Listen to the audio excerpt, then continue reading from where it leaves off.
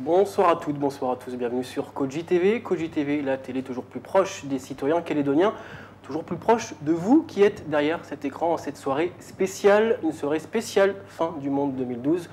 Pour en parler, nous recevons trois invités, que dis-je, trois sommités de la science, de l'ésotérisme et de la spiritualité sur le territoire. Olivier Blanc, bonjour. Bonjour. Vous venez nous présenter votre dernière vidéo choc. Un petit mot sur cette vidéo, très court. Il faut avoir la foi. Il faut avoir la foi. Nous allons essayer d'avoir la foi. Nous recevons aussi Yann Yoro, écrivain émérite sur le territoire. Bonsoir Yann. Bonsoir Koji TV, merci de votre accueil. Oui. Vous venez nous parler de votre roman, 28 secondes en 2012, aux éditions La Bourdonnais. Un petit détail, c'est un livre qui est aussi un livre numérique. Oui, c'est d'abord un livre numérique en fait, et puis on peut l'avoir aussi en papier maintenant. Ok, on reçoit aussi, là c'est la petite touche féminine de l'émission, Christiane Lavanou. Bonsoir Christiane. Bonsoir Mathieu. Vous venez nous parler de quoi ce soir? Eh bien, moi je suis coach de vie et gérante de ma société Game Attitude, SARL. Et je viens m'immiscer entre vous pour essayer de comprendre un petit peu les rouages du fonctionnement humain à travers vous. Ok. Bon, on va commencer cette émission par Olivier, qu'on ne présente plus. C'est le Monsieur Buzz. Olivier, c'est le numéro 1 contestataire sur le Caillou.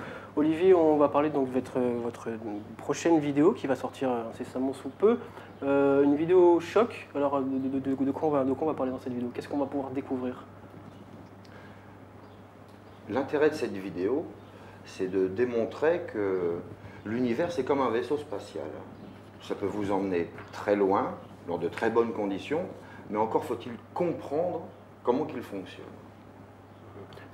C'est une expérience alchimique dont j'ai commencé déjà 2 vidéos à mettre en ligne, et ce soir, parce que nous sommes encore le vendredi 21/12/2012, je vais vous expliquer une équation qui est celle de Léonard de Vinci. L'équation qui était la plus difficile à trouver et que seul un homme qui peut répondre à ces grandes questions, comment répondre aux grandes questions sans accomplir une prophétie? Et comment accomplir une prophétie si on n'a jamais été prophétisé? La vie n'est pas le fruit du hasard, nous avons tous un destin qui est commun, quelles que soient les vies sur Terre, quelle que soit la couleur, quelle que soit la croyance, et que la meilleure façon de vous prouver de façon irréfutable que vous avez tous un destin, eh bien c'est déjà d'établir le mien. Et le mien, il est hors du commun, comme le vôtre. Nous avons tous un destin hors du commun. On sent que dans votre vidéo, hein, vous l'affirmez, hein, vous êtes un être à part, peut-être l'élu, un messager divin. Justement, on va voir un petit extrait de votre vidéo, après on en reparle. Nous sommes le vendredi 21/12/2012. Il y a aujourd'hui sur Terre une personne qui peut décoder les œuvres de Léonard de Vinci, et c'est moi. Et parce que j'ai peut-être le prénom d'un arbre, symbole de paix et de réconciliation, eh bien, un arbre comme celui-là, c'est à ses fruits que cela se reconnaît. Imaginez une ville comme Nouméa ou comme La Réunion sans savoir que le moustique transmet des virus et sans savoir qu'il pond dans l'eau. Je vous laisse imaginer le chaos. Et ça, il n'y a que le moustique qui est capable de faire ça. Pourquoi l'humanité souffre? À cause du plus grand de ses fléaux. Et oh, nous amènerait l'analogie, le plus grand de ses fléaux, c'est bien le moustique. 5 millions de morts par an. Et là, je lui demande d'être très attentif parce qu'il y a aujourd'hui un homme qui est en prison à cause d'une femme qui l'aurait tué à la baie des Citrons, devant le MV Lounge. Notez le M et le V. Un marin qui aujourd'hui a pris 12 ans de prison pour un crime qu'il n'a pas commis. Alors on l'a vu Olivier dans cette vidéo, il y a beaucoup de choses. Il y a un thème qui revient à chaque fois, le moustique, on le sait, c'est votre fer de lance, votre cheval de bataille. Il y a aussi Léonard de Vinci, on ne va pas tout dire hein, pour ne pas tout dévoiler quand même. On va rentrer un petit peu plus dans le sujet de cette vidéo. D'où déjà est venue cette idée de faire une nouvelle vidéo? Pourquoi une nouvelle vidéo? Je me sentais obligé de les faire. Vous savez, on vit dans un univers où tout est écrit, et quand c'était écrit, que peut-on y faire? Mais justement, tout est écrit. Je voulais savoir si tout est écrit, il n'y a pas de place au hasard, ou alors c'est le destin. C'est quoi? C'est destin, hasard? Quelle est déjà la différence entre ces deux grandes notions? La grande différence, c'est de la même façon que l'on peut interpréter les rêves. La différence entre un rêve et un cauchemar, c'est souvent l'interprétation que l'on donne du cauchemar. En fait, les cauchemars n'existent pas. C'est simplement la façon dont les messages sont symbolisés qui peuvent être percutants. Mais à vrai dire, un cauchemar et un rêve, c'est simplement quelque chose qui vous prévient. Pour vous donner un exemple, si vous voyez tuer votre voisin dans un rêve, c'est pas que vous allez tuer ce voisin, c'est qu'il y a une expérience plus ou moins mystique il y a avec cette personne qui est destinée à cesser. Et souvent, ça peut être symbolisé par des actes violents, d'où le cauchemar. Mais c'est la mauvaise interprétation de ce cauchemar, justement, qui en fait un cauchemar. On parle d'interprétation et justement de choses qui sont écrites, mais justement, si vous arrivez à interpréter ces choses qui sont écrites, comment ça se fait que les gens ont peur justement de cette fameuse fin du monde? Est-ce qu'on peut justement, si on arrive à interpréter les choses, est-ce qu'on peut justement les stopper? Bien sûr, mais pourquoi ont-ils peur? Parce que c'est l'inconnu. Et voilà, aujourd'hui, le vendredi 21/12/2012, c'est quelque chose où l'inconnu va prendre forme. C'est des nouvelles perspectives et surtout une compréhension de l'univers dans lequel nous vivons. Le 21e siècle est le symbole de la maturité scientifique, la maturité archéologique, et encore d'autres maturités, qu'elles soient mathématiques, qu'elles soient astrophysiques, qu'elles soient dans bien des domaines. On a quand même une certaine maturité aujourd'hui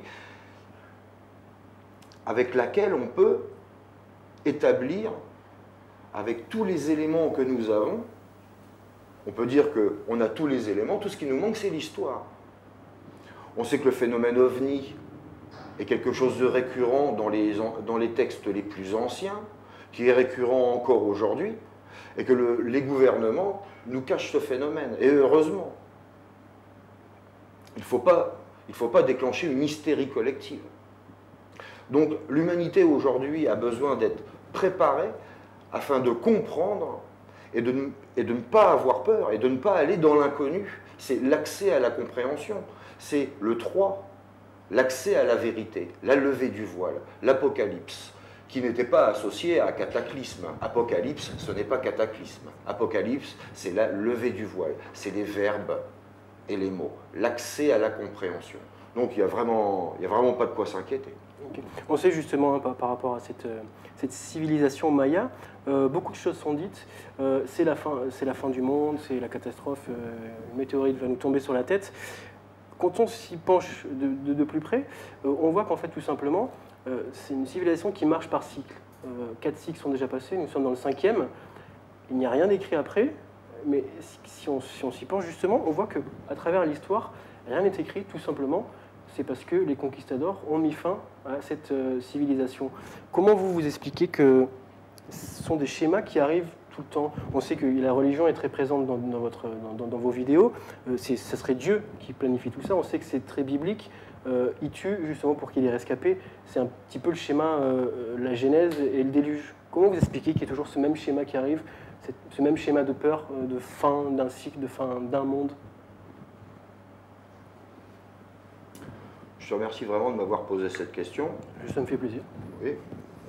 J'ai juste besoin d'un petit peu de temps. Tu pourrais me la reposer un peu plus tard. Oui, écoute, il n'y a pas de souci. Non, en ce qui concerne, tu as parlé d'un astre et d'une météorite. Je peux vous dire que s'il y a eu risque et s'il y a risque, il y a eu risque. Et il y a eu risque en 2006. Mais le plus dur est passé. On voit qu'il y a une part importante de religion dans vos vidéos. Quelle est la place de Dieu dans tout ça? On sait que Dieu a une place importante ou pas? Mais il est à l'origine de tout.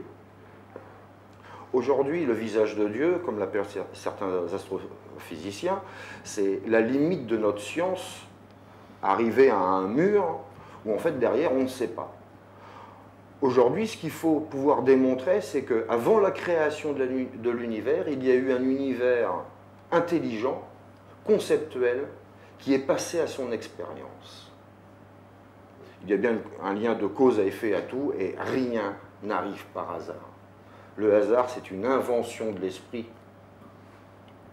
Et justement, une question qui m'interpelle, on parle beaucoup d'ésotérisme. C'est quoi la définition proprement dite? L'ésotérisme, c'est l'origine des choses. Pour utiliser quelque chose de simple, si je vous dessine un trait horizontal comme ça, vous allez voir un trait. Mais la dimension ésotérique de ce trait, c'est qui l'a fait, à quelle heure, quel est le point de départ, l'heure du point de départ, la vitesse à laquelle le trait s'est déplacé jusqu'au point d'arrivée et à quelle heure est arrivé le point d'arrivée. Et là, on a une dimension ésotérique. Vous allez voir un trait, mais ce qui n'est pas observable, c'est l'origine de ce trait. Et pour toutes les choses, tout a une origine. Aujourd'hui, l'humanité souffre d'un mal indéfinissable où les religions sont en conflit. Il faut savoir que ce conflit, c'est un conflit qui a été nécessaire, malheureusement, puisque c'est dans la peur et dans la souffrance qu'on cherche à comprendre, qu'on cherche à savoir et à résoudre. Donc, cela nous donne une dimension évolutive et temporelle. Vous dites justement que le mal est nécessaire. Il faut toujours qu'il y ait ce côté-là, le bon, le mauvais, le yin et le yang. C'est toujours les oppositions nécessaires? Bien sûr, notre système solaire n'est pas encore sorti de sa zone de polarisation. Le chiffre 2. Nous vivons dans un univers où tout est l'expression réalisée d'un courant opposé, que ce soit dans tous les domaines, que ce soit dans la matière, que ce soit dans les verbes, dans les mots, dans la relativité, dans l'espace, dans le temps et dans tout ce qui existe, tout a son opposé. Les virus, les antivirus, la justice et l'injustice. Et lorsqu'on vit dans le chiffre 2, nous sommes tributaires de ce yin et de ce yang, où ils sont chacun en interaction et ils maintiennent un équilibre. Comment vous expliquez que là on fait référence à cette civilisation maya qui a été faite il y a 1479? Comment on peut prendre en compte des faits qui ont été mis en place à cette époque et les recontextualiser à notre époque? Tout a changé? Eh bien parce qu'à notre époque, on sait aujourd'hui que le calendrier maya, le vendredi 21/12/2012, n'est pas seulement le calendrier maya. Il était aussi le calendrier de beaucoup de civilisations, et notamment celle des Atlantes. Ceux qui ont construit les 3 grandes pyramides d'Égypte et le Sphinx de Gizeh. Ce ne sont pas les Égyptiens, ils étaient égyptiens peut-être parce qu'ils habitaient en Égypte, mais on sait aujourd'hui que les 3 grandes pyramides sont beaucoup plus âgées qu'on ne le pense. Et il est dit, et moi j'en suis convaincu, que ces grandes pyramides-là ont bien été conçues, pensées par une caste sacerdotale de prêtres atlantes, qui, avant ou après le déluge, sont intervenus en Égypte pour cette nouvelle ère qu'ils appelaient le Zeptépi. Vu les traces d'érosion causées par la pluie sur le Sphinx, on pourrait être amené à penser que ça a été avant le déluge. Après, il peut y avoir quelques différences de date. C'est très difficile d'être précis, mais on est vers... Puisque ça fait 12 000 ans qu'il ne pleut pas en Égypte, on peut imaginer facilement que ça remonte déjà à bien plus de 12 000 ans. Et qu'il y a plus de 12 000 ans, il y avait une civilisation déjà qui était très avancée, qui utilisait des technologies qui sont encore un mystère complet pour nous, parce que c'était une civilisation qui tenait un savoir d'une autre civilisation qui était beaucoup plus ancienne que celle de Sapiens.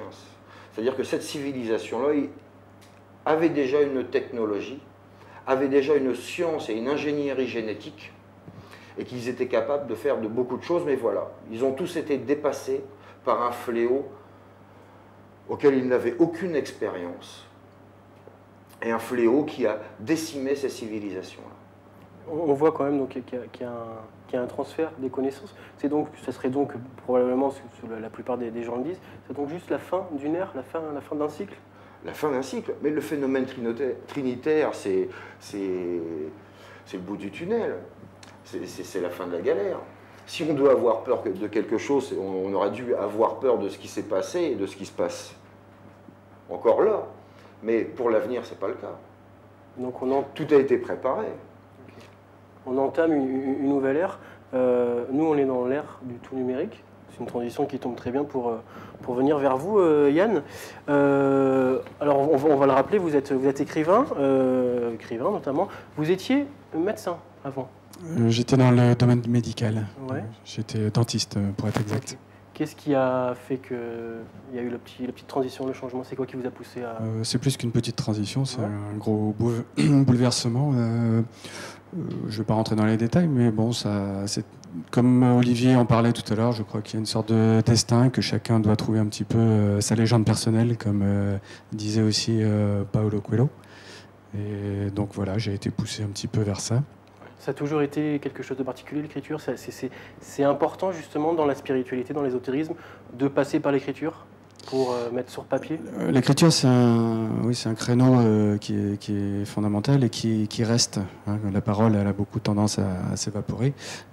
L'écriture a cet avantage de pouvoir rester indéfiniment et de permettre aussi à celui qui écrit d'exprimer vraiment le fond de sa pensée, de revenir sur ces mots et de les retravailler de façon à ce qu'ils soient le plus fidèles possible à ce qu'il a envie de dire. Okay. Donc on revient proprement dit à votre roman. En quelques mots, de quoi il s'agit? C'est 28 secondes en 2012, hein, c'est aux éditions La Bourdonnais. C'est quoi le pitch? L'idée, c'était un peu de faire, en fait, comme le film 24 heures sur Terre, qu'avait fait la BBC, qui était magnifique. C'était faire un cliché un petit peu, enfin, différents clichés de ce qui se passe sur Terre à un moment donné. Pour tout vous avouer, au départ, je voulais faire ce qui se passait pendant 1 minute. Donc, je voulais écrire 60 chapitres avec 60 secondes. C'était un travail assez gigantesque. Et puis, en 2008, comme par hasard, le nombre 28 m'est apparu en regardant la Lune un soir sur un bateau. Et le cycle, bon, c'est le 28, c'est le cycle de la Lune. C'est beaucoup d'autres choses, on aura l'occasion d'en reparler. Mais donc voilà, ça a été l'idée, c'était de faire cet instantané du monde en 28 clichés différents. Okay. L'histoire, c'est quoi? C'est Jivan, c'est ça? Alors il s'appelle Jivan. Jivan, on dit. C'est un héros immobile, je l'appelle comme ça. Il est devant la gare de Bombay et puis lui, il vient de faire un tour du monde. Il a fait un grand voyage initiatique, il a découvert beaucoup de cultures, beaucoup de traditions. Et il revient chez lui. Et on plonge, enfin bon, lui il attend le bus, hein, il y a un petit fil conducteur, et on plonge en fait, c'est une excuse pour plonger à l'intérieur de lui-même. À chaque chapitre, à chaque début de chapitre, on va plonger dans un de ses organes. J'ai voulu faire un petit peu une corrélation entre ce qui est le monde intérieur et le monde extérieur, montrer qu'il y avait des liens entre les deux, qu'il n'y avait pas une séparation. On a souvent tendance à dire, voilà, ma peau, c'est la fin de mon corps et c'est la fin de moi. Qu'est-ce que c'est que moi? Aujourd'hui, on vit une époque extraordinaire. Le 21e siècle est vraiment un aboutissement de beaucoup de traditions et de cultures parce que on s'aperçoit que toutes les philosophies bouddhistes ou hindouistes qui ont 2 000, 3 000 ans, 4 000 ans, voire plus pour les Védas, qui sont vraiment des très anciens écrits, par une méthode uniquement spirituelle, ils ont réussi à donner plusieurs conclusions qui aujourd'hui sont complètement rejointes par toute la recherche de la physique quantique, de la mécanique quantique et de la physique des accélérateurs de particules, des canons à neutrons et j'en passe. Les deux se rejoignent, que ce soit la spiritualité ou la matérialité. Et on vit une époque extraordinaire pour ça, je trouve, parce qu'on arrive aux mêmes conclusions. En 2-3 mots, les conclusions, c'est que l'univers, il y a une intrication absolument incroyable, c'est-à-dire que tout est relié. Il n'y a pas de séparation entre vous, moi, le reste de la ville ou de l'univers. Ça, c'est juste une vue de notre esprit. Et de ce point de vue-là, du coup, on devient créateur de notre propre vie. On est constamment dans la fabrication de notre propre univers. C'est comme si nous étions en fait des 7 milliards, alors, on va rester sur Terre un petit peu, mais on est comme si on était 7 milliards de créateurs d'univers qui travaillons dans une intrication globale. Voilà. Et que ce soit du côté spirituel ou matériel, ils arrivent aux mêmes conclusions. Okay. On va voir justement un petit extrait de votre... C'est quoi? C'est une vidéo? C'est une vidéo qui a été mise... Il y a beaucoup de choses dans cette vidéo. Hein. Il y a du dessin, il y a de la chanson. Expliquez-nous un petit peu. Alors c'est une bande-annonce que j'ai voulu faire pour présenter le livre. On ne plonge pas dans les 28 pays parce que ce serait beaucoup trop long. Il y en a 4 qui ont été choisis. Le premier, c'est l'Égypte. C'est très symbolique. C'est aussi le premier chapitre du livre. J'ai travaillé avec toute une équipe locale que j'ai trouvée. Donc, je peux peut-être citer les noms. Oui, c'est le moment. Alors, il y a Julie Ferrand que je remercie beaucoup pour ses illustrations qui sont très très belles. Il y a Martin Carré qui a beaucoup travaillé aussi sur l'infographie et puis sur les montages. Il y a Richard Jean qui a fait une musique magnifique que les Calédoniens connaissent bien. Il a travaillé en quelques jours et il m'a sorti vraiment quelque chose de superbe. Il y a Flavie Deliancourt qui nous fait sa voix off. Et puis il y a la couverture du livre qui est présentée. Oui, peut-être la montrer tant qu'on y est. Ça a été travaillé par Jasmine Lick, qui est une artiste mélanésienne du nord du territoire. Et Annie Lambertod, qui a beaucoup travaillé aussi sur l'infographie, la présentation de la couverture. Okay. Voilà. Et cette vidéo fonctionne très bien, elle est sur YouTube et elle plaît le roman aussi fonctionne très bien. Hein. Le roman fonctionne très bien aussi.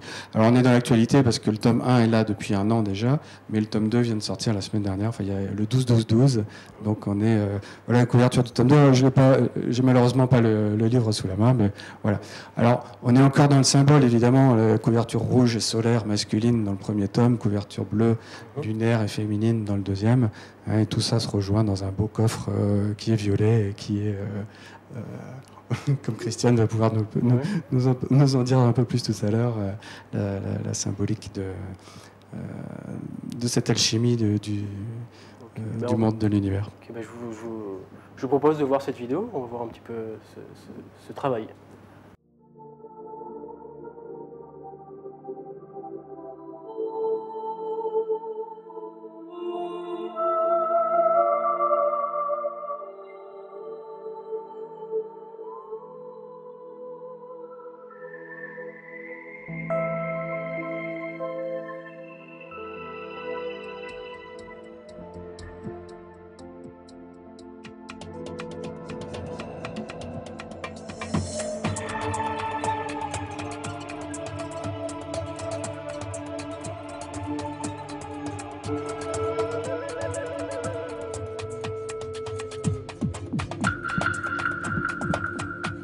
Un voyage dans la conscience.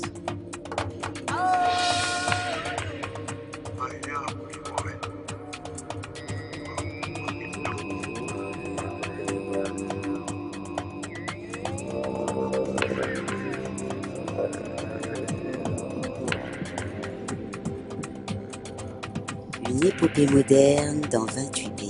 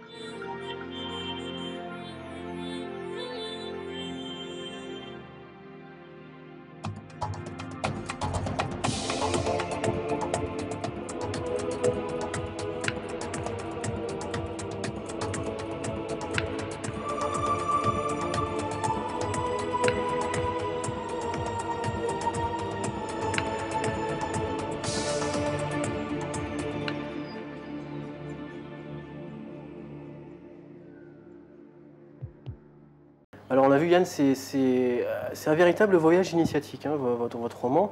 On rentre vraiment dans l'esprit du personnage, on passe du médical à l'énergie, l'énergétique, à même l'ésotérisme.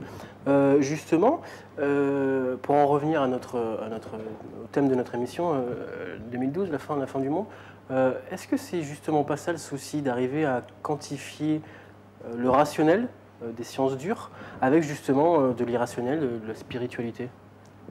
Ah si, c'est tout le travail, toute la difficulté du travail, hein, c'est d'arriver justement à faire rejoindre l'Orient, l'Occident, et à faire rejoindre toutes les dualités pour arriver à... C'est en alchimie, c'est un grand travail aussi, c'est faire disparaître le chiffre 2, hein, qu'il ne faut pas rejeter, qu'il faut absorber, qu'il faut comprendre, transformer, pour arriver à revenir à une unité qui est symbolisée par le 3. Comme Olivier nous parlait de la droite tout à l'heure, maintenant le chiffre 3, c'est la pyramide, hein, c'est le sommet, on va en reparler. Ouais. Mais donc, le 28 a été un beau fil conducteur pour ça, justement, parce que, alors on s'aperçoit que dans toutes les traditions, toutes les cultures, on en revient au même débat, au même sujet, hein, que nous sommes des créateurs et que chaque pensée, parole ou action qu'on va avoir une influence sur le monde extérieur, entre guillemets extérieur. Toutes ces cultures nous parlent de la même chose, de ce voyage intérieur, qui est pas de séparation réelle entre le microcosme et le macrocosme. Alors les physiciens s'arrachent les cheveux depuis un siècle pour essayer de trouver l'équation magique qui arrivera à unir les forces. Moi je crois que cette force-là, c'est quelque chose qui est tellement immatériel, tellement ésotérique, on peut dire, qui se nomme amour, qui se nomme partage, qui se nomme... voilà. C'est une difficulté, c'est un travail qui demande de la réflexion, éventuellement de la solitude, de la patience aussi. Et voilà, un voyage intérieur et extérieur. On ne peut pas rejeter ni l'un ni l'autre, on ne peut pas rejeter la matière pour l'esprit ou l'inverse. Les deux sont complémentaires. On va vous parler de l'Orient, de l'Occident. À travers votre roman, le personnage justement vogue à travers notre planète. Et justement, est-ce que c'est pas ça, on en revenait tout à l'heure avec Olivier, la peur de l'inconnu, c'est aussi la peur de l'autre. Il y a des cultures différentes, Occident, Orient, Asie. Est-ce que c'est pas ça, ce choc de culture, ce choc de civilisation, j'ai envie de dire? Est-ce que c'est pas ça qui fait que justement les gens peut-être vont aller plus vers la spiritualité parce que justement ils sont choqués par cette culture qu'ils ne connaissent pas? Bien sûr, il y a une peur de l'étranger toujours, et puis qui est entretenue très souvent, parce que on le sait aujourd'hui, il y a des élites qui travaillent là-dessus depuis des siècles, voire des millénaires, et qui savent très bien que la peur de l'autre entraîne dans les peuples une soumission qui permet évidemment un contrôle des esprits. Donc il faut arriver à dépasser ça dans son travail de tous les jours, hein, que ce soit dans sa maison, que ce soit dans sa rue, dans sa ville. Krishnamurti disait il n'y a pas d'autre.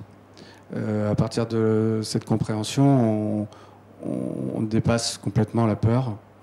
Ça peut nous aider à dépasser la peur et à retrouver l'unicité. Ouais. Je parlais tout à l'heure du 28, qui est un beau fil conducteur. Bon, j'ai beaucoup travaillé sur ce nombre. Et est-ce que vous vous rappelez ce que c'est qu'un nombre parfait? C'est pas... Alors, un nombre parfait, c'est un nombre qui est en fait divisible, qui est la somme de ses diviseurs. Alors, on peut prendre le premier chiffre, il y a un seul chiffre parfait, c'est le 6, qui est divisible par 1, 2 et 3. Donc si vous additionnez 1 plus 2 plus 3, on arrive à 6. C'est un nombre parfait, un chiffre parfait. Le premier nombre parfait, c'est le 28. Et ensuite, on arrive à 496, puis après on passe à plus de 8128. Ça va très loin, et on connaît une quinzaine de nombres parfaits en tout, simplement.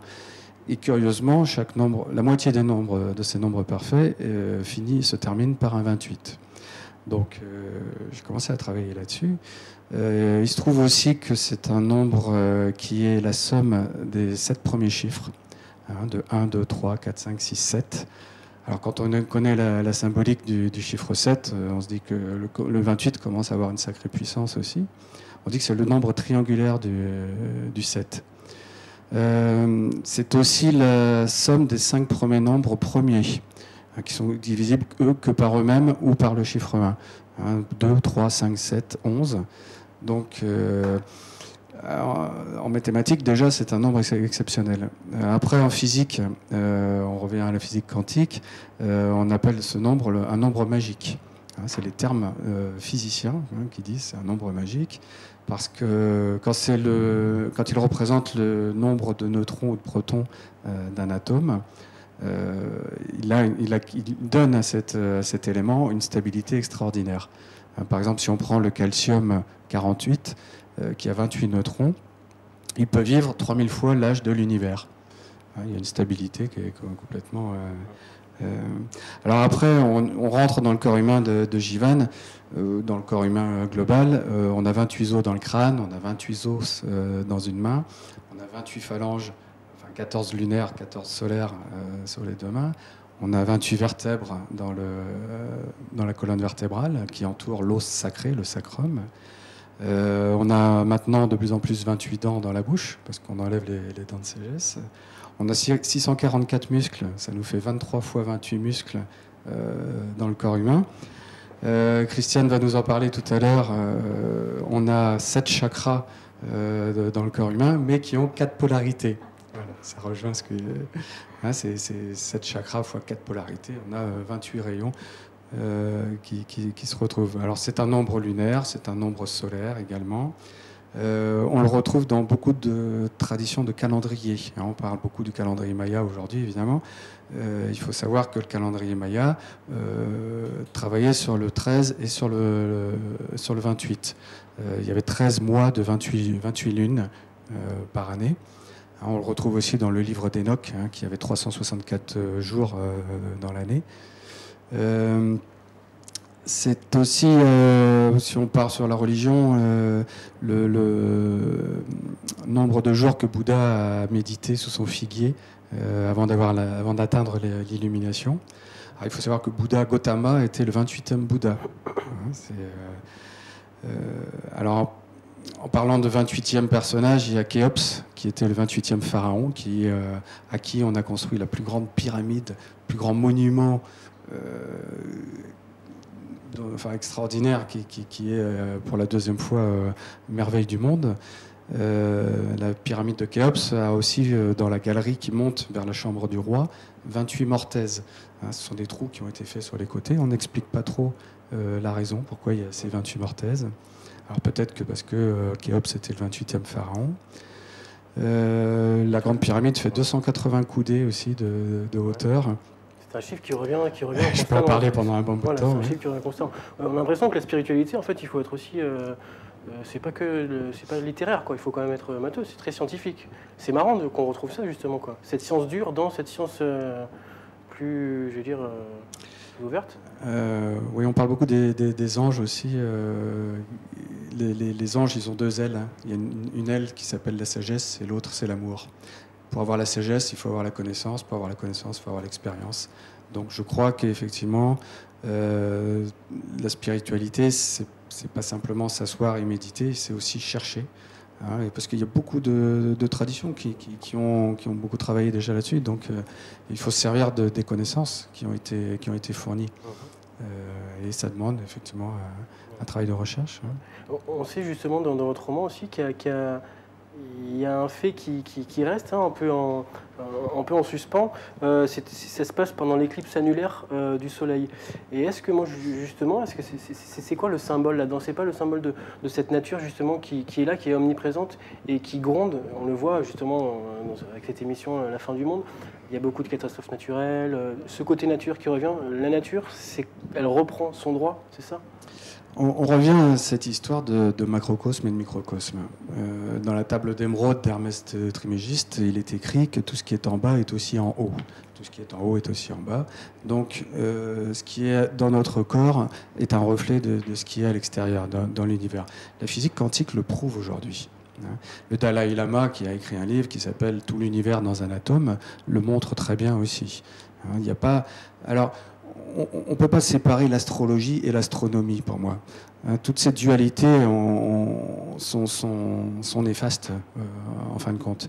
Il faut essayer de faire des ponts, des liens entre chaque chose et puis comprendre qu'effectivement, si le cycle de la femme c'est de 28 jours et que le cycle de la lune c'est de 28 jours, c'est pas forcément un hasard. Il faut effectivement faire des compréhensions un peu plus élevées, un peu plus hautes. Mais quelle doit être la place de l'homme justement? Est-ce que l'homme a une responsabilité dans toutes ces, j'imagine, dans toutes ces catastrophes naturelles justement? C'est pas aussi j'ai envie de dire l'ego de l'homme qui interagit justement dans le milieu dans lequel il est?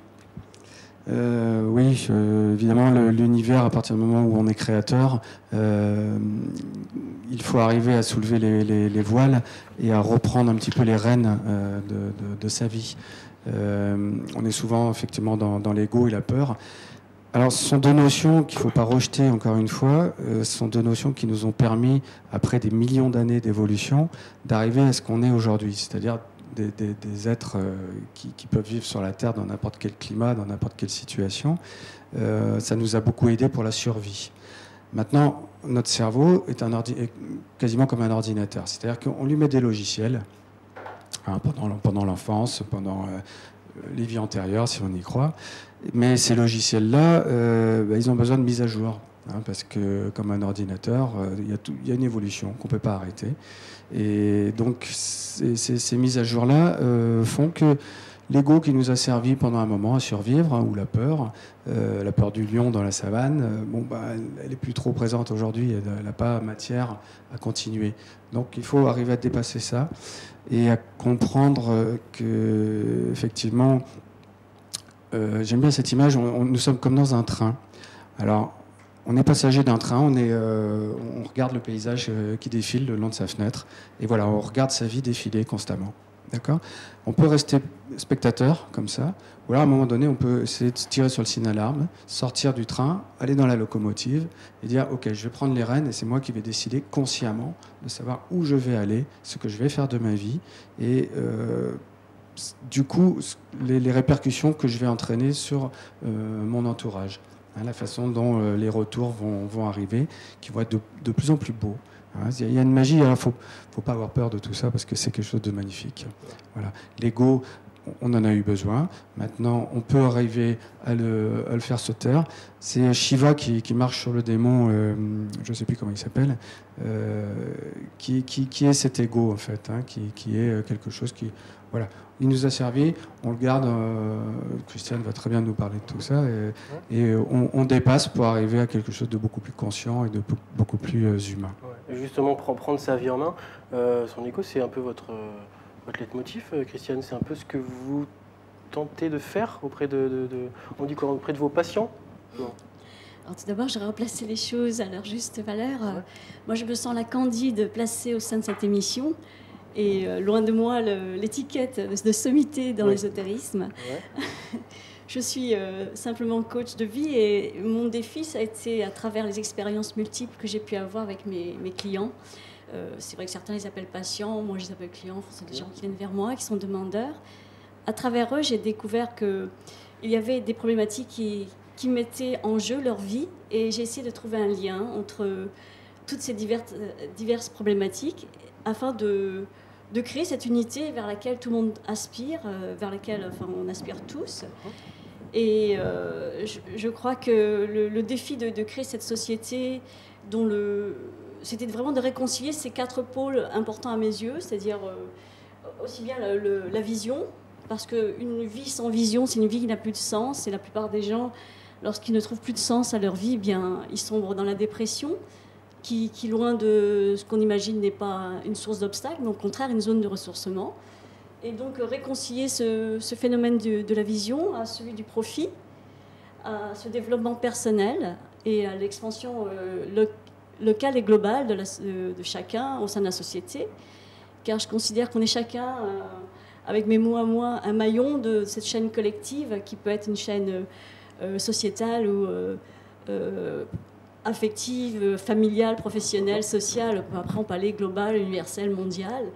Et si chacun à son niveau crée son abondance en créant son unité à travers lui-même, eh bien, il est un ajout supplémentaire pour la société, étant donné qu'il apporte sa graine d'abondance.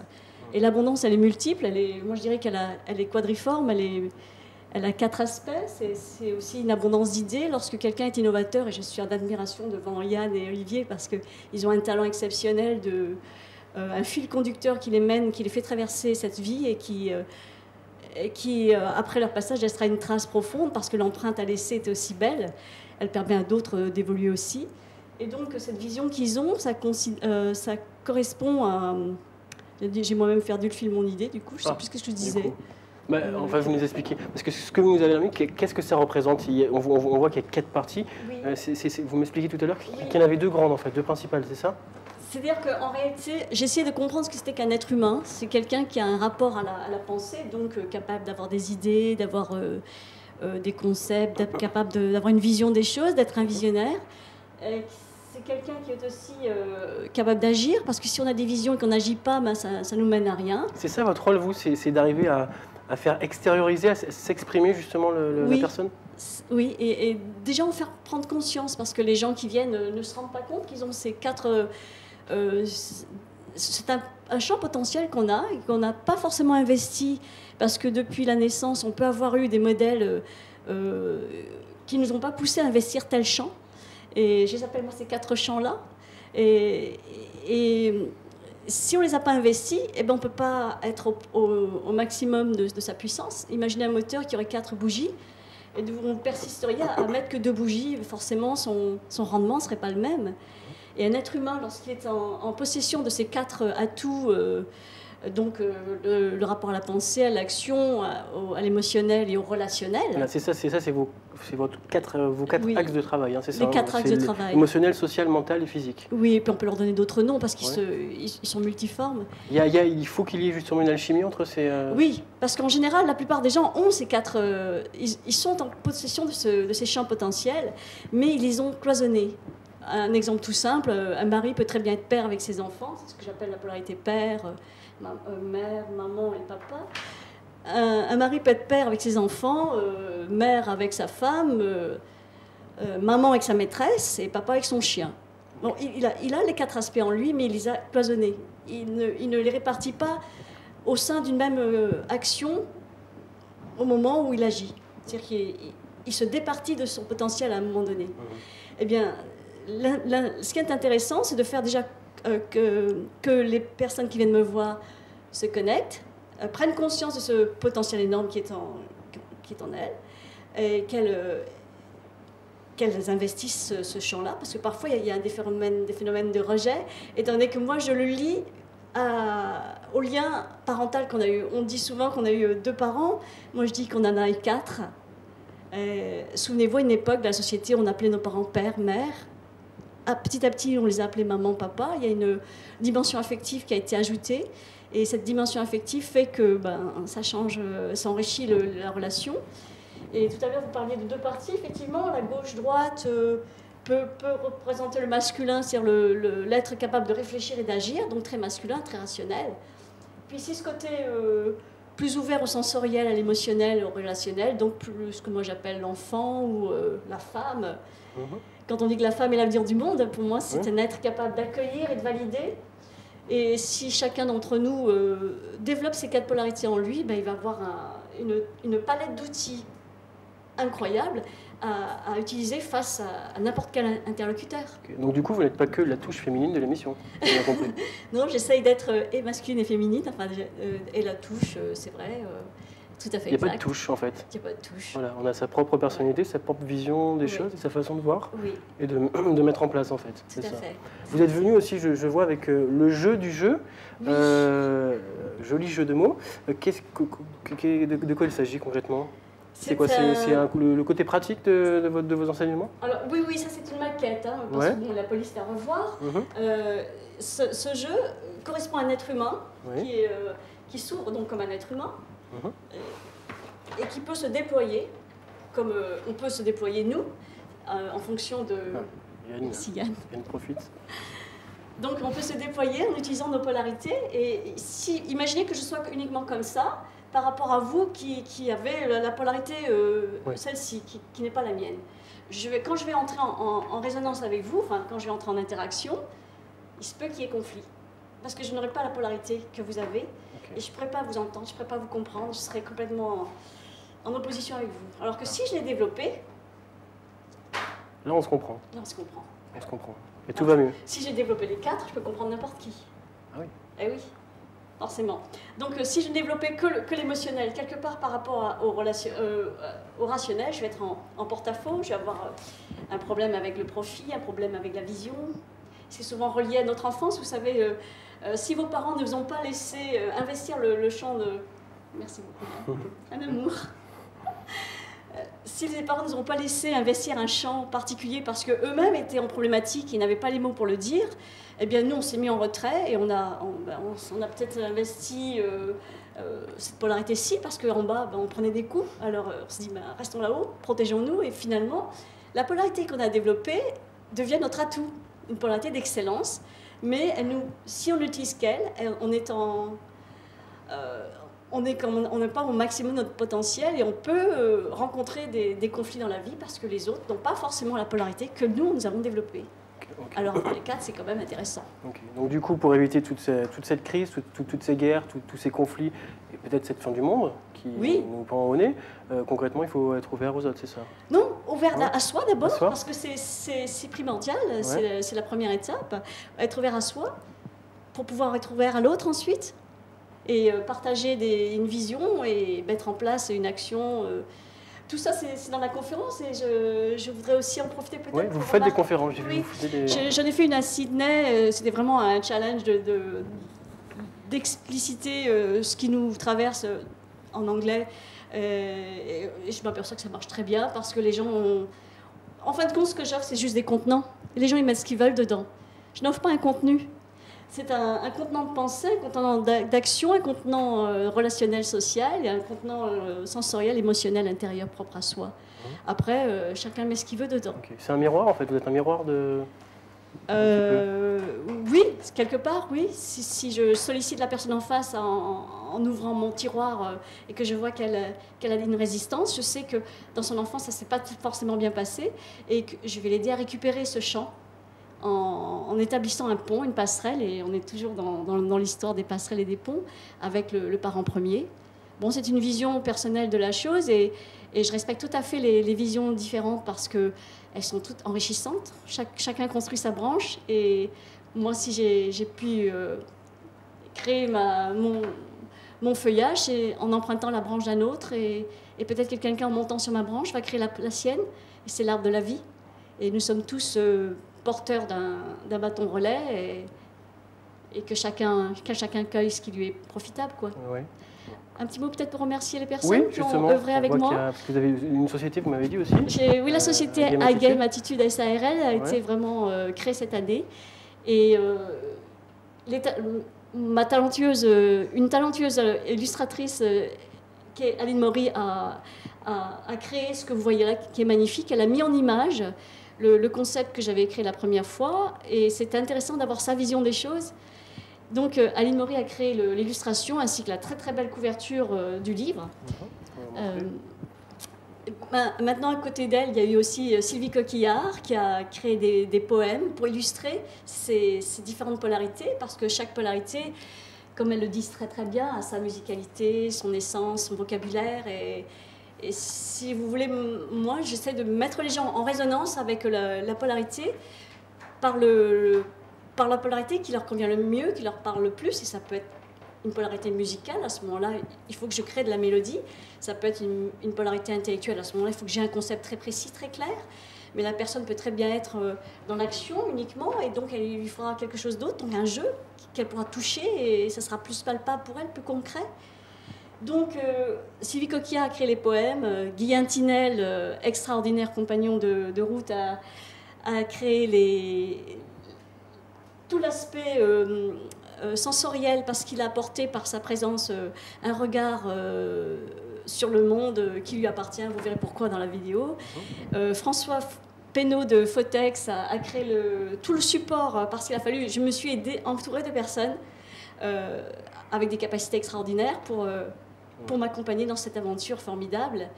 Et je ne voudrais pas oublier 2 personnes que j'aime beaucoup aux États-Unis, Mary Margaret White-Leveland et Guy Le Villain, qui m'ont vraiment accompagné au début de l'aventure, quand le projet n'était à l'origine que 4 lignes, et que nous avons lancé le projet ensemble. J'espère que j'ai oublié personne. Et bien sûr, vous tous présents, parce que le fait que vous m'ayez invité, vous contribuez aussi à l'expansion de mon projet. Et je suis très touchée. Je voudrais remercier toute l'équipe de Kuji, la Web TV, que je découvre. Ouais, et bien écoutez, nous on a été en tout cas très, très ravis de vous accueillir, vous, Merci. Christiane, Yann et Olivier. Cette émission touche bientôt à sa fin. On va juste revenir un petit peu sur votre actualité. Donc Olivier, on sait que c'est la vidéo, c'est Apocalypse, le nom. C'est la première partie. Il y a une deuxième partie, j'imagine. Quand est-ce que ça va sortir? C'est quoi le futur proche pour vous? Après, c'est les 2 vidéos qui sont déjà en ligne. Ce soir, je vais faire la 3e, où là, nous allons pouvoir faire de la géométrie, une géométrisation de la création de son univers, d'un espace-temps, d'un cycle lunaire, notamment le 28 pour le cycle lunaire, mais les 28 années aussi du cycle solaire, et l'histoire de l'humanité. Parce que dans l'œuvre de Léonard de Vinci, dans la scène, vous avez tous les éléments. Vous avez l'histoire des symboles religieux. Et il démontre que tous les symboles religieux ne prennent que leur véritable signification que lorsqu'ils sont interconnectés entre eux par pouvoir évocateur. Okay. Si vous voulez, les religions aujourd'hui, c'est comme une grande invention qu'aurait pu faire Nikola Tesla en se disant, voilà, vous avez quelque chose de fantastique, mais je vais en donner un morceau un petit peu à tout le monde, et lorsque vous vous entendrez tous, eh bien, vous pourrez exploiter ceci. Et aujourd'hui, avec les croyances, les religions, c'est un peu la même chose.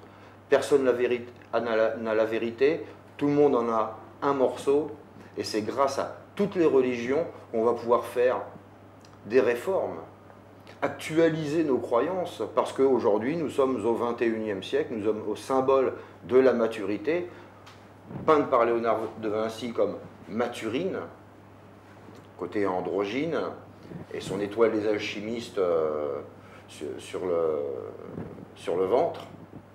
Donc voilà, tout a été encodé, tous les messages ont été laissés, on va juste donner une histoire par analogie et par une méthode de triangulation comme l'interprétation des rêves, par association d'idées, de symboles, de mots-clés, en utilisant l'analogie, les anagrammes et l'homophonie. Okay. Nous allons arriver à une équation.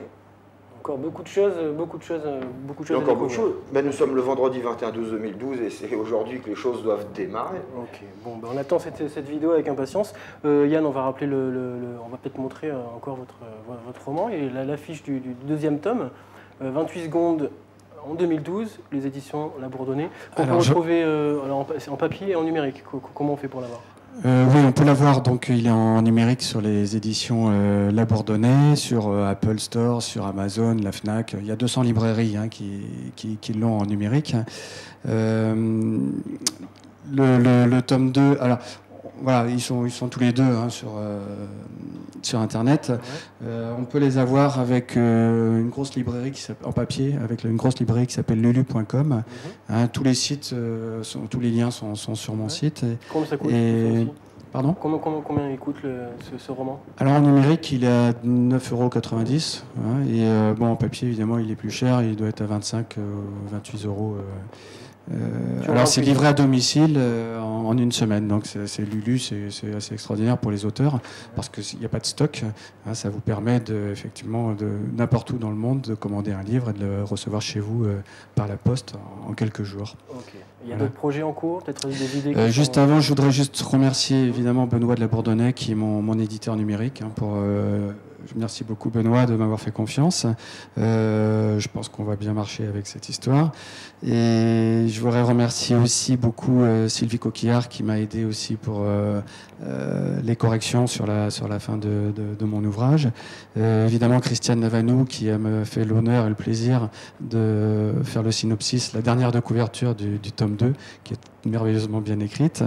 Et un grand merci du fond du cœur à Daniel Dias, qui est, comme on l'a mis dans la dédicace, la Maya de ce roman. C'est entre la maman et la femme sage de ce roman. Donc sans elle, cette aventure n'aurait pas existé. Ça fait 5 ans qu'elle m'aide, qu'elle est aussi tenace que moi, aussi pointilleuse. Évidemment, bon, il y aura des petites coquilles à droite à gauche, on commence à en apercevoir, mais bon, c'est pas très grave. On va essayer de faire mieux pour une édition papier, j'espère pour 2013 aussi. Donc ça, c'est un des projets. J'aimerais énormément qu'on puisse passer à la vidéo maintenant. Alors, une grande idée, ce serait de faire 28 épisodes télé de 52 minutes. Ce serait merveilleux, avec un voyage dans le corps humain de quelques minutes au départ, et puis après un voyage dans un des 28 pays différents. Ou alors 1 ou 2 films, ou 3 de certaines histoires. Il y a matière à faire quelque chose de très beau. Un programme chargé. Des bandes dessinées, des jeux vidéo, voilà, pourquoi pas, on peut tout inventer. C'est à nous de continuer à être créateurs. Ok. Et de l'autre côté, Christiane, alors on sait qu'il y a des conférences, du coup. La prochaine, c'est quand? Vous savez ou pas? La prochaine, j'ai envie de faire la route des parfumeurs, donc Paris, New York, Londres. Sydney, ça a été fait, Nouméa aussi, donc peut-être Londres, Paris et New York après, dans la foulée. Ouais, on va remontrer peut-être le livre. C'est un produit 100% local. Oui, ça c'est important de le préciser. Oui, et donc j'ai tenu à ce qu'il soit produit ici. Et il est en vente un peu partout au siège de ma société. Donc il suffit de m'appeler et puis voilà. Ouais, ok. Bah, écoutez, merci beaucoup à vous d'avoir accepté notre invitation. Nous, j'espère qu'on aura répondu à vos questions, à vos interrogations. J'espère qu'on se reverra. D'ici là, j'espère que les Mayas se seront trompés dans leurs prédictions. En attendant, on va retrouver les deux Nico qui sont nos envoyés très très spéciaux, qui apparemment sont allés faire un petit tour du côté de Nouméa, voire prendre un petit peu la température. Donc on va aller les rejoindre.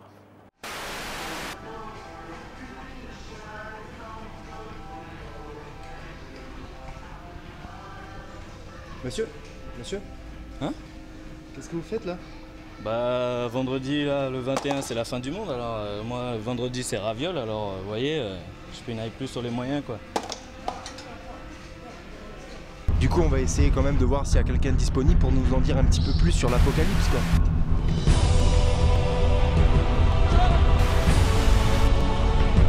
Monsieur! Hé monsieur! Vous faites quoi là? Aidez-moi, s'il vous plaît, aidez-moi. J'ai perdu mon ami. S'il vous plaît. Je vais quand même aller poser une dernière question parce que j'ai pas tout compris. Excusez-moi. Donc du coup, concrètement, qu'est-ce que vous faites? Policier! T'as trouvé les raviolis?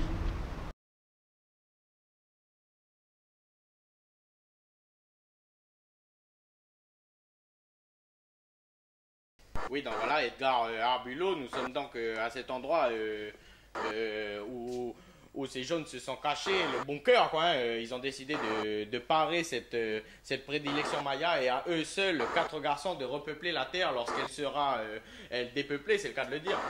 Donc nous sommes dans cet endroit qui pue la mort, je dois le dire. César, t'as un problème là, pourquoi tu trembles ça? C'est parking Ixon ou quoi là? Qu'est-ce qui se passe? Non, il y a un problème là, j'ai le sang, j'ai des ondes... J'ai des ondes négatives. Edgar, plus rien ne marche là, la lumière ne marche pas. Arrête tes conneries. Arrête tes conneries là, s'il te plaît. Allume-moi cette lampe. Mais tu t'es pris pour un tom-tom ou quoi? Arrête le GPS là. Voilà, c'est là. Edgar, ça sent bizarre ton truc là. Ils ont parlé honnête ces mecs là. Arrête tes conneries, c'est des petits gosses. Edgar, ça sent bizarre ton truc là. Et toi mon garçon là, truc au blanc là. Mon garçon, c'est à qui tu envoies SMS toi là? Oh là, ils ont parlé honnête ces mecs là. Edgar, viens se battre ici là, ça sent mauvais là. Je le sens pas, j'ai encore des ondes négatives là. L'enculé!